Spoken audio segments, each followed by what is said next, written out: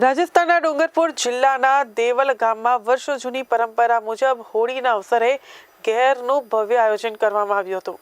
દેવલ તેમજ આસપાસના ગામોના લોકો એક સાથે મળી આ લોક પરંપરાનો આનંદ માણવા માટે મોટી સંખ્યામાં ઉપસ્થિત રહ્યા હતા.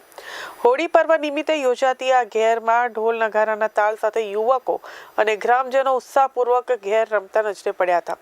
રંગબેરંગી વેશભૂષામાં સજ્જ લોકો પરંપરાગત લોકનૃત્ય દ્વારા સાંસ્કૃતિક એકતાનો સંદેશ આપતા હતા.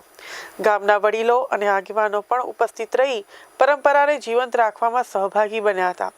કાર્યક્રમ દરમિયાન કોઈ અનિચ્છનીય બનાવ ન બને તે માટે પોલીસ તંત્ર દ્વારા ચુસ્ત બંદોબસ્ત ગોઠવવામાં આવ્યો હતો. ગામના મુખિયાઓ અને પોલીસ અધિકારીઓની હાજરીમાં ઘેર શાંતિપૂર્ણ માહોલમાં પૂર્ણ થઈ હતી.